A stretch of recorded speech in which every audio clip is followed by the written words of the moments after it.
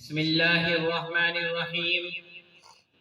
الحمد لله الذي أبدع الأفلاك والأرضين، والصلاة على من كان نبيا وآدم بين الماء والطين، وعلى آله وأصحابه أجمعين.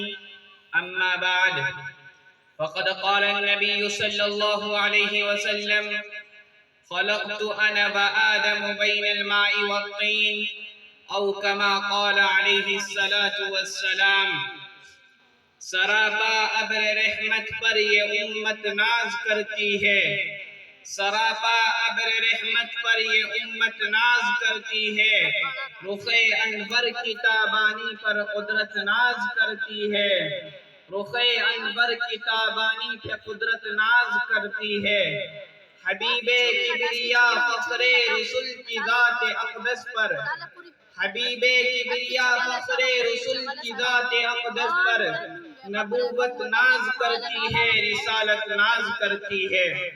محترم سامعین اور عاشقان نبوت، اس ذات مقدس کے تذکرے سے ہم اس محفل کو منور کرنا چاہتے ہیں، جس کے اشارے سے چاند دو ٹکڑے ہو گیا، جس کے دنیا میں آتے ہی ایران کا تخت شاہی پلٹ گیا، جس کی نبوت کی شہادت کنکریوں نے دی، جس کی امانت و دیانت کی تصدیق دشمنوں نے کی، جس کے طفیل میں کائنات کے گیسوں کو سنوارا گیا، اور جو لولا کلمہ خلقت الافلاک کا مصداق تھا، یعنی رشک شمس و قمر، فخر جن و بشر، خالق ارض و سما کا محبوب، صاحب لولاک، خلاصہ کائنات، جناب محمد عربی صلی اللہ علیہ وسلم کے ذکر مبارک سے اس محفل کو معطر کروں گا۔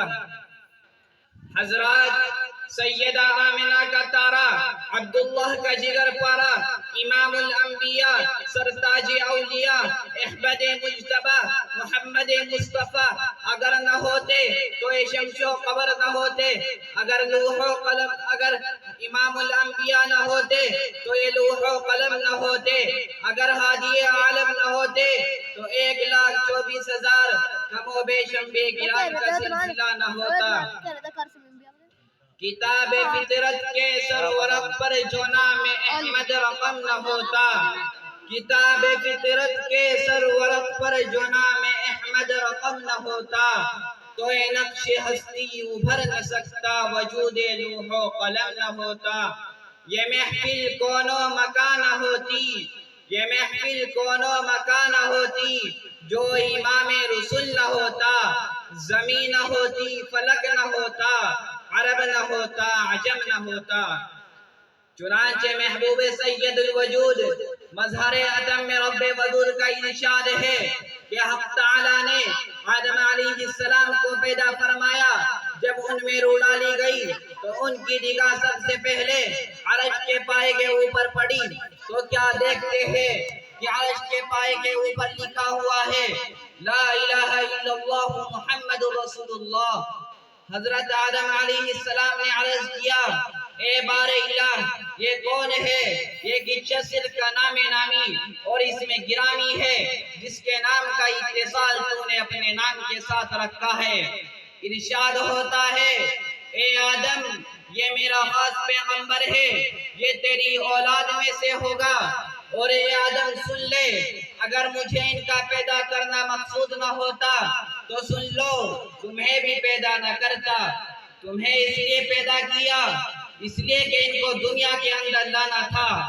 یہی وہ مقدس ہستی ہے جس کے صدقے میں ایمان کی گرہ قدر دولت نصیب ہوئی، اسی کے صدقے میں رب ذوالجلال کی محبت نصیب ہوئی، اسی کے صدقے میں قرآن کا بے مثال تحفہ عنایت ہوا، اسی کے جہد مسلسل سے 1,00,000 جانثاروں کا قافلہ تیار ہوا، اور ایسے جانثار جنہوں نے اپنی جان سے زیادہ اپنے محبوب کی جان پیاری تھی، جنہوں نے اپنی خواہش سے زیادہ اپنے محبوب کی بات پیاری تھی۔ چنانچہ حضرت زیر کو سولی پر چڑھایا جا رہا ہے، جان کے لالے پڑے ہوئے ہیں، نہ پائے رفتن نہ جائے ماندن۔ ایسے نازک وقت میں ان سے سوال کیا جاتا ہے کہ زیر سچ بتاؤ، اگر تمہیں چھوڑ کر محمد کو سولی پر چڑھا دیا جائے تو تمہیں کیا گوارا ہے؟ سینے پر ہاتھ رکھ کر اس عاشق رسول کا جواب سنیے۔ اس شیدائے نبی نے جواب دیا، ارے بے وقوف اور لذت ایمان سے بیگانہ، ارے بے وقوف اور لذت ایمان سے بیگانہ، محمد اور محمد کی محبت کو تو کیا جانے؟ کہا برداشت دیکھی تم نے شیدائے محمد کی، خلیج برداشت کر سکتا نہیں پائے محمد کی۔ یہ سب کچھ ہے گوارا پر یہ دیکھا جا نہیں سکتا کہ ان کے پیر کے تلوے میں کانٹا بھی چھپ جائے۔ فرزندان توحید و شیدائن اسلام، خدا قادر و قیوم نے اس پوری کائنات کو 6000 سال میں پیدا فرمایا۔ ارشاد باری تعالی ہے، ان ربکم اللہ الذی خلق السماوات والارض فی 6 ایام، کہ ہم نے آسمان اور زمین کو 6 دن میں پیدا کیا۔ اور دوسری جگہ ارشاد ہے، وَإِنَّ يَوْمًا عِنْدَ رَبِّكَ كَأَلْفَ سَنَةٍ مِّمَّا تَعُدُّونَ، کہ آخرت کا ایک دن 1000 سال کے دنیا کے 1000 سال کے برابر ہوا۔